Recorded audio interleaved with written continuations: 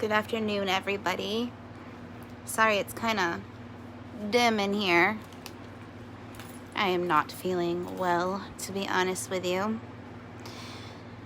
Between the emotional stuff and the physical stuff of withdrawing from methadone, I don't feel very good today. So I still wanted to be able to share what I promised I would share. So we were going to, our Melody Beattie reading today for the codependent meeting would be from this book, 52 Weeks of Conscious Contact by Melody Beattie. And we had been doing this study for a little bit, so we've decided with the other codependency book that we read on Thursday, which is The Codependent's Guide to the 12 Steps, we were going to start over. So that's what we're going to do here as well. So I'm going to read the intro because the intro is really good. And then I'm going to read the week 1, day 1 part, because every day there's a different reading. Now in the meetings, we might get through a whole week worth of readings depending on, we'll read a day, discuss it, read a day, discuss it, and then we go from there. So it depends on in the meetings. But for right now, the intro, again, from 52 Weeks of Conscious Contact by Melody Beattie. It says, "What's the name of that place?" I asked my friend. "I can't think of the name of it, but I know you know what I'm talking about." "What place?" "It's that place that you get when you're taking care of yourself and you're trusting God when everything's all right, even the hard, painful stuff. But it's more than taking care of yourself. That's cold. The place I'm talking about is warmer than that.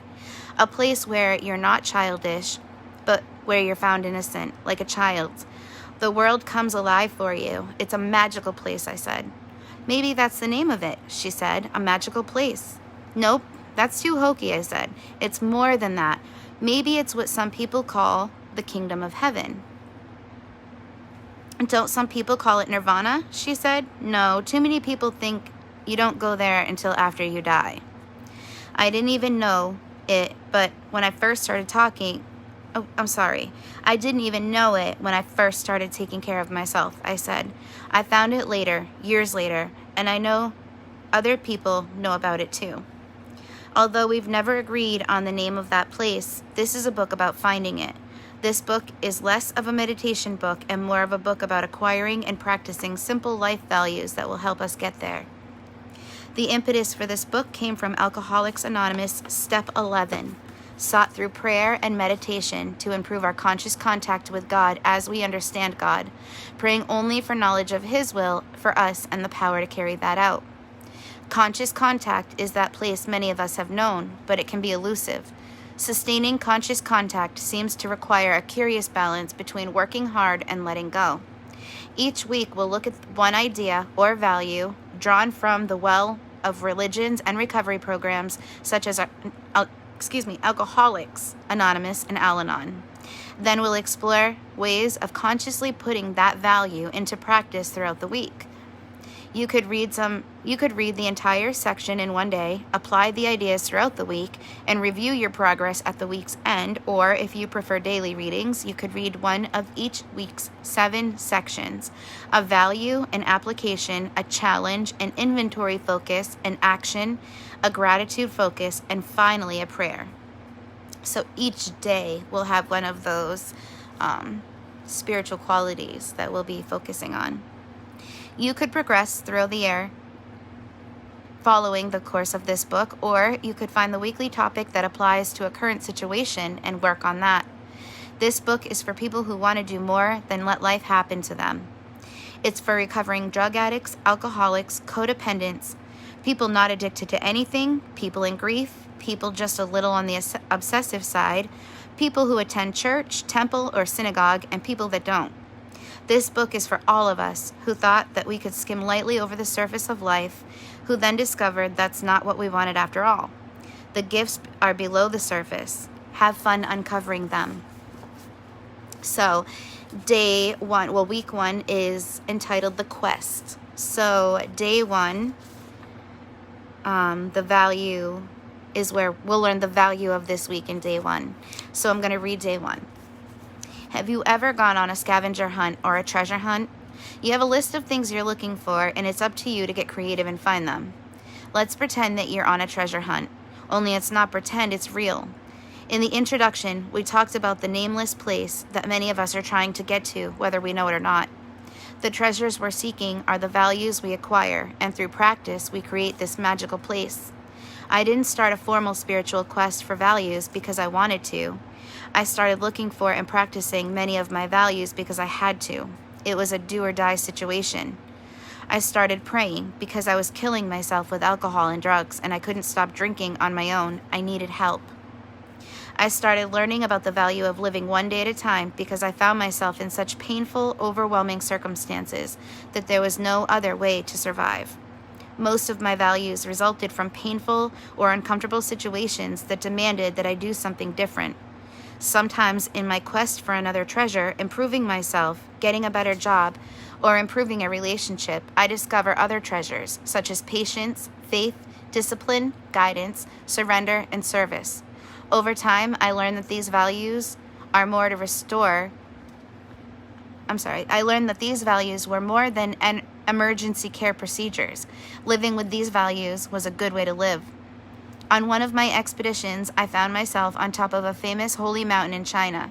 I looked around at the people like myself who had forged their way to the top.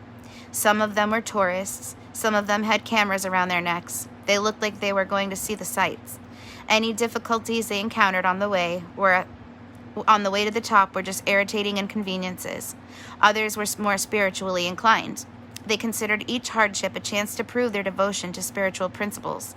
They had humbled themselves by procrastinating each step of the way. The trip was a pilgrimage. Each step was holy and valuable.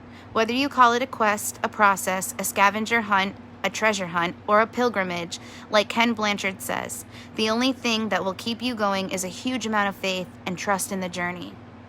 So the value of this week says, this week we will focus on valuing the pilgrimage and the lessons put before us. And then tomorrow we would be learning how to apply that. So I do think these meetings will be really fun. Let's see. And I did finally get my Codependence Anonymous book. I know that some of you have heard that I am interested in registering our meetings, and I think that means we can only pick one 12-step program. I don't know. I'll look into it, but I don't want to just pick one. We have NA meetings every single morning, Monday through Saturday. The only morning we don't have a meeting is Sunday. That one's in the afternoon. And then twice a week, we have Codependency books from Melody Beattie that we read. But we're going to start incorporating the basic text as well and following the traditions and the readings before each meeting, just like we do for the other meetings. So I also wanted to read to you in this Codependence Anonymous book. Let's see. Perhaps some of these thoughts are yours. I can't control this pain, these people, and what's happening. It's all my fault. I keep getting into the same bad relationships. I feel so empty and lost. Who am I? What's wrong with me? And if he or she changed, everything would be all right. Our sadness and loss bring us here. We want to change, and we want it now. We want to escape our misery. We want to feel good about ourselves and live abundant, fulfilling lives. We want happy, healthy relationships. And then in their book, which is different than their website for their definition of codependence. So right in here in their book, it says, what is codependence? Somewhere along this road, we learn about codependence. We hear about it from a friend or a therapist. We see it mentioned in the news. Many of us wonder if codependence describes who we are. Codependence is a disease that deteriorates our souls. It affects our personal lives, our families, children, friends, and relatives, our businesses and careers, our health, and our spiritual growth. It is debilitating, and if left untreated, it causes us to become more destructive to ourselves and others. So they list out some of the patterns that we may have as codependent people. So if any of these sound familiar, maybe you have issues with codependency as well, and maybe these meetings would be helpful to you. I know they will be to me. So some patterns of denial that codependents often struggle with are having difficulty identifying what they're feeling, minimizing, altering, or denying how they truly feel. They perceive themselves as completely unselfish and dedicated to the well-being of others. I did. Lack empathy for the feelings and needs of others, label others with their negative traits, think they can take care of themselves without any help from anyone else. Mask pain in various ways such as anger, humor, or isolation. Express negativity or aggression in indirect and passive ways. Do not recognize the unavailability of those people to whom they are attracted. And then low self-esteem patterns that codependents often struggle with. We often have difficulty making decisions, judge what they think, say, or do harshly as though we're never good enough. We're embarrassed to receive recognition, praise, or gifts. We value others' approval of their thinking, feelings, and behavior over our own. We do not perceive ourselves as lovable or worthwhile people. We seek recognition and praise to overcome feeling less than. We have difficulty admitting a mistake. We need to appear to be right in the eyes of others and may even lie to look good. We are unable to identify or ask for what we need or want. We perceive ourselves as superior to others. We look to others to provide our sense of safety. We have difficulty getting started, meeting deadlines, and completing projects. I have difficulty setting healthy priorities and boundaries. And I think this is the last little section. Nope, it's not. Compliance patterns that codependents often struggle with. We are extremely loyal, remaining in harmful situations too long.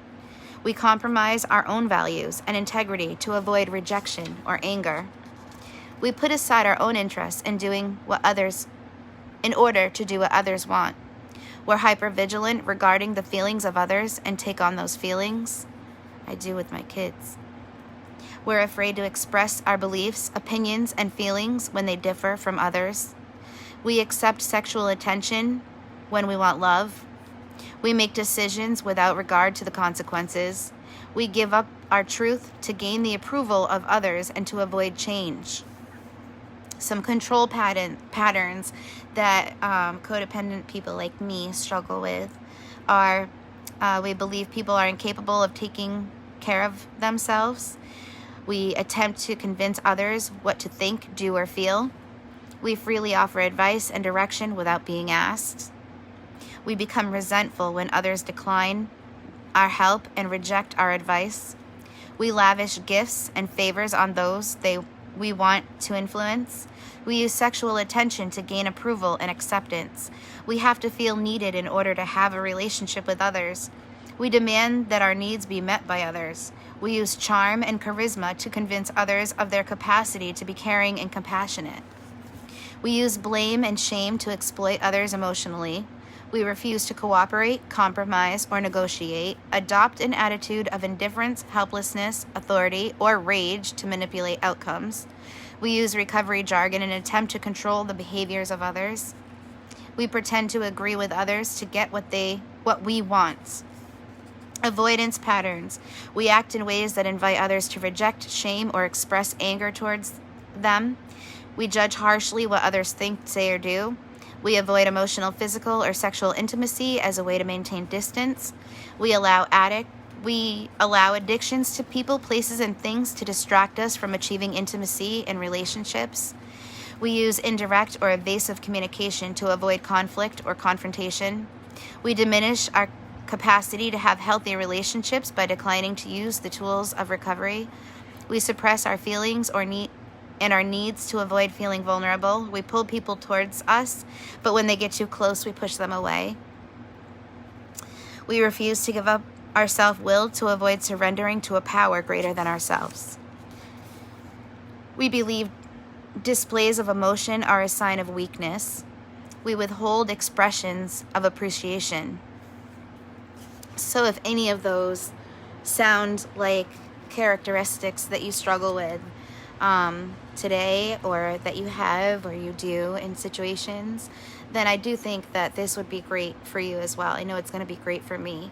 Codependence, Codependence Anonymous, I was reading a little bit of, and I found out that they actually derived their program and their 12-step, ways from Alcoholics Anonymous. So it's very, very similar. Codependence Anonymous has 12 steps. They have traditions. They have promises. And those are 3 things that we will read before any of the meetings when we do these meetings. So I felt like this book was written for me, and it's written by other people that are codependent and for us that are codependent. So I think this will be great. I hope that you were able to get something out of the Melody Beattie reading and the info that I got from the Codependence Anonymous book. If you have to catch the replay, please do. I think there was some good stuff in there. Thank you for being here and listening. I love you guys. Hope to see you tomorrow morning. Mwah. And don't forget, Thursday at 1:30, we're going to be doing these a Melody Beattie reading. So hope to see you there.